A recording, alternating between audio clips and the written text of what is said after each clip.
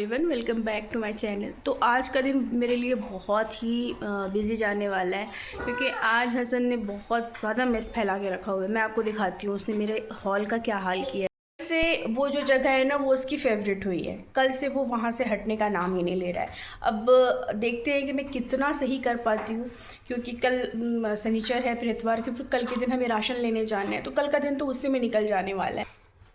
और अभी जो है वो मुझे आज ये सारा कुछ सही करना, प्लस आज जुमा भी है और जुमे के दिन हम लोग वैसे भी थोड़ा सा क्लीन करते हैं। क्लीन तो रोज़ करते हैं, बट जुमे के दिन थोड़ा डीप क्लीन करना पड़ता है और फिर थोड़ी इबादत भी करेंगे। तो जो मैं करूँगी वो मैं आपको दिखाती रहूँगी इंशाल्लाह। और चलिए मिलते हैं और मिलकर सफाई भी करेंगे और मैं आपको दिखाऊँगी कि मैं कितना मुश्किल है मेरे लिए सफाई करना और सारी चीज़ों को मैनेज करना। सामान मैंने लिए थे ये हसन के लिए, उसके कपड़े मैंने बहुत दिन से लिए और माशाल्लाह सारे कपड़े उसके आजकल छोटे हो रहे हैं। तो इसमें कुछ कपड़े हैं जो मैं आपको अनबॉक्स करके दिखाऊंगी। और ये हसन बैठे हुए हैं, ये डाइनिंग टेबल पर ही बैठ रहा है आजकल। हसन ये देखो,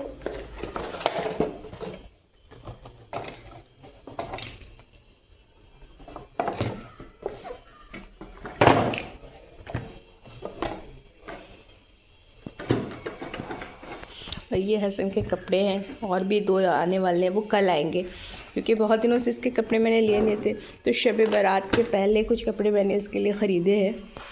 मैंने लिया है शब बारात के लिए, ये मैंने चेक किया था जलाकर, बहुत प्यारा लग रहा था। ये शब बारात के लिए मैंने लिया है, आप देख सकते हैं कितना प्यारा लग रहा है, क्योंकि हम लोग शब बारात के लिए कुछ ना कुछ नई चीज़ें ज़रूर लेते हैं और मुझे ये बहुत प्यारा लगा। हॉल का हाल कुछ ख़ास अच्छा नहीं है। यहाँ पे मैं आपको दिखा दूँ, ये वाले कुशन कवर्स हमने अभी ख़रीदे हैं, ये कुशन कवर्स ख़रीदे हैं, ये सोफ़ा कवर है, ठीक है। ये इसके साथ काफ़ी अच्छा जा रहा है। फिर मैं जब सेट करूँगी ना तो मैं आपको एक बार और दिखा दूँगी।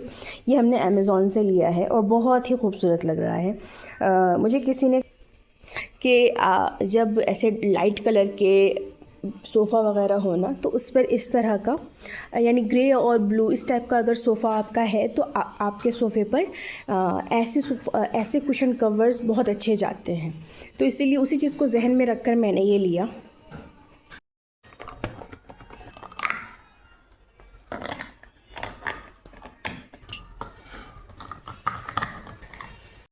बहुत से लोगों का ये कहना होता है कि स्क्रीन टाइम, बच्चा खाली टाइम में क्या करता है या मैं खाली टाइम में क्या करती हूँ। देखिए, माँ बनने के बाद ना खाली टाइम होता ही नहीं है आपके पास। मैं उससे इस तरह की एक्टिविटीज़ करवाती रहती हूँ, इस तरह की एक्टिविटीज़ मैं उसे करवाती रहती हूँ। इसके पास और भी बहुत सारे ब्रेन डेवलपमेंट के सामान हैं जो मैं इसे देती हूँ और कहती हूँ कि वो उसे सेट करे और इसे पसंद भी है। देखिए ये कितना खुश नज़र आ रहा है देखकर, क्योंकि उसका वो फेवरेट है। तो अगर आपका बच्चा आपको परेशान करता है, आपके साथ खेलने की कोशिश करता है, तो आपको खुश होना चाहिए। ये जो कपड़े लिए ये मैंने हसन के लिए लिए हैं। मुझे थोड़े बड़े लग रहे हैं साइज़ में, पर ठीक है, मतलब काफ़ी दिन पहनेगा। ये वाली सोच तो हम सबके दिल में आती है। तो ये ना इसके पास एक प्रिंट, मतलब पहले इसके पास एक कपड़ा था इस टाइप में डाइनो बना हुआ, बट मुझे अच्छा लगे, फुल कपड़े मुझे चाहिए थे हसन के लिए, तो मैंने ये ले लिया और ये मुझे बहुत अच्छा लगा। थोड़ा डिफरेंट, क्योंकि इसके पास mostly blue, black, dark colour के कपड़े हैं, इसलिए मैंने इस टाइप का इसके लिए इस बार लिया है, थोड़ा डिफरेंट सकते हैं। वो वहाँ पे बैठा हुआ है और वहाँ से वो हटने का नाम ले रहा है। मुश्किल ये है कि अगर वो वहाँ बैठा है तो मैं कुछ भी सही नहीं कर सकती हूँ। ये सारा कुछ उसने फैला के रखा हुआ है और ये तो खैर मैंने वो नाश्ते का है, वो जो कि अभी मैं समेट नहीं पाई हूँ। ये सब मुझे सही करना है, लेकिन मुझे लग नहीं रहा है जब तक वो वहाँ बैठा रहेगा मुझे डर बैठा रहेगा कि ऐसा ना हो कि वो गिर जाए, ऐसा ना हो कि वहाँ से गिरेगा तो आप देख सकते हैं काफ़ी ज़्यादा चोट लगेगी उसे, अल्लाह ना करे। इसीलिए मुझे बहुत ज़्यादा डर भी लग रहा है। विंडो है, उसके फ्लोर पे उसने पूरा सजा के रखी हुई है अपनी कार, पूरा अरेंज करके रखा हुआ है। और ये मैं आपको हॉल का हाल दिखाती हूँ। ये जो भी पार्सल्स आए हैं उन सब का मैंने यहाँ पर रखा है। ये अभी नई ऑटो जो आई है, देखिए उसकी इज़्ज़त। ये पूरा हॉल बहुत ही बुरे हालत में है। हाँ, वो मुझसे बातें भी करता रहता है अपनी ज़बान में। Okay Hasan, okay, good job, वाह। देखिए वो कितना प्यार से मुझसे बात करता है, मेरी सारी थकन इसको देखकर ही ख़त्म हो जाती है। अभी मैं जा रही हूँ हसन को लेके बाहर और वो अपने दोस्तों के पास जा रहा है। यहाँ पे मैंने आपको बताया था ना कि बोरिंग का काम चल रहा है, वो यहीं पे चल रहा है।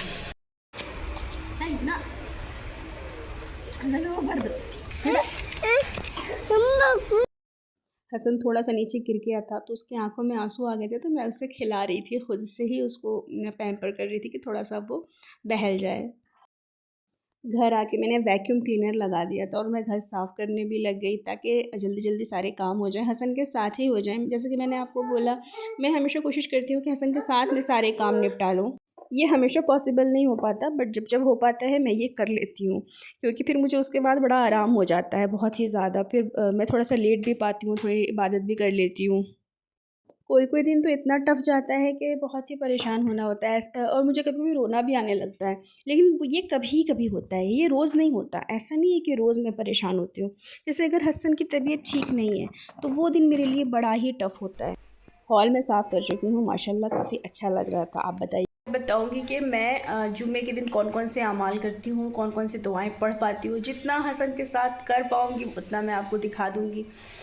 एज़ अ न्यू मदर, अगर आपका पहला बेबी है और मतलब दीन और दुनिया को बैलेंस करना हमारे लिए कितना मुश्किल हो जाता है, बहुत ज़्यादा मुश्किल है।